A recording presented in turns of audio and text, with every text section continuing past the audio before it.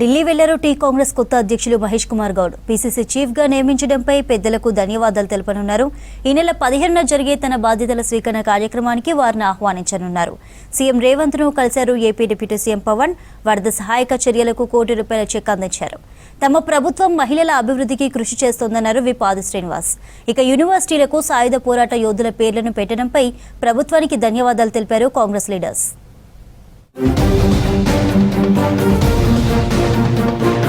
PCC కొత్త chief Mahesh Kumar Goud Delhi వెళ్లారు. CM Revanth తో కలిసి తొలిసారి పార్టీ అధ్యక్ష హోదాలో హస్తనకు వెళ్లారు మహేష్ కుమార్ గౌడ్. తనకు పదవి ఇవ్వడంపై పార్టీ పెద్దలను కలిసి కృతజ్ఞతలు తెలుపనున్నారు. ఈ నెల 15న పీసీసీ చీఫ్ గా బాధ్యతలు చేపట్టనున్నారు మహేష్ కుమార్. ఈ కార్యక్రమానికి కాంగ్రెస్ పెద్దలను ఆహ్వానించనున్నట్లు తెలుస్తోంది. అగ్రనేతలు సోనియా, రాహుల్, ప్రియాంక గాంధీ సహా ఏఐసీసీ చీఫ్ మల్లికార్జున్ ఖర్గేతోనూ మహేష్ కుమార్ భేటీ అయ్యే ఛాన్స్ ఉంది.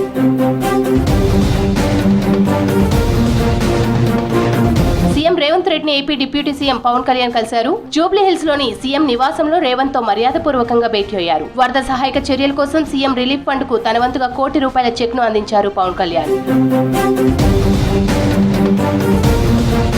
పోలీస్ శాఖలో విప్లవాత్మక మార్పులు వచ్చాయన్నారు ప్రభుత్వ విప్ ఆది శ్రీనివాస్. నేరాల నియంత్రణలో అత్యాధునిక టెక్నాలజీని వాడుతున్నారని చెప్పారు. వేములవాడ పిఎస్ లో సీసీ కెమెరాలను ప్రారంభించారు విప్. సోషల్ మీడియాపై పోలీసులు ప్రత్యేక నిఘా పెట్టాలని సూచించారు ఆది శ్రీనివాస్. ఆ తర్వాత కతలాపూర్ లో ఇందిరా మహిళా శక్తి పథకంలో భాగంగా ఏర్పాటు చేసిన ఎంబ్రాయిడరీ యూనిట్, బీసీ కోళ్ల ఫారం యూనిట్ ప్రారంభించారు ఆది శ్రీనివాస్.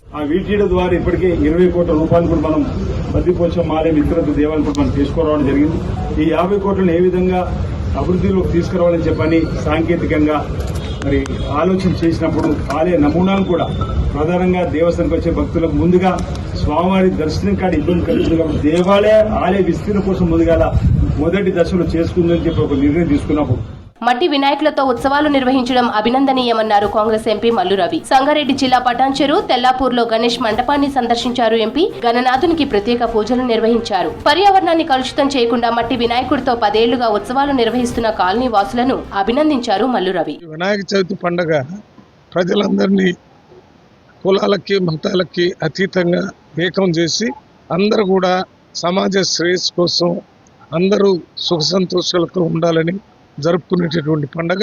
ఆ పండుగని ఇక్కడ పెద్ద ఎత్తున జరుపుతున్న స్థానిక నాయకులందరికీ మరొకసారి ధన్యవాదాలు తెలియజేస్తున్నాను.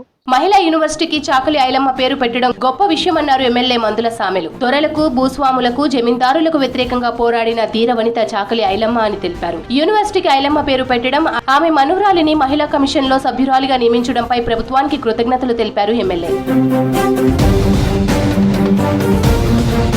మహిళలపై బీఆర్ఎస్ ఎమ్మెల్యే పాడి కౌశిక్ రెడ్డి చేసిన వ్యాఖ్యలపై ఫైర్ అయ్యారు మహిళా కార్పొరేషన్ చైర్మన్ బండ్రు శోభారాణి. మహిళలను చులకన చేసి మాట్లాడే ముందు ఒళ్లు దగ్గర పెట్టుకుని మాట్లాడాలన్నారు. కౌశిక్ రెడ్డి గాజులు, చీరలు పంపాలనుకుంటే మొదట కేసీఆర్ కు పంపాలన్నారు శోభారాణి. పాడి కౌశిక్ రెడ్డికి ఒకటే చెప్తా ఉన్నాం మేము, చీరలు గాజులు పెట్టుకునే వాళ్ళు ఎవరు చాతగాని వాళ్ళు కాదు. మిస్టర్ పాడి కౌశిక్ రెడ్డి ఒళ్ళు దగ్గర పెట్టుకొని మాట్లాడడం నేర్చుకోవాలని చెప్పేసి హెచ్చరిక జారీ చేస్తా ఉన్నాను.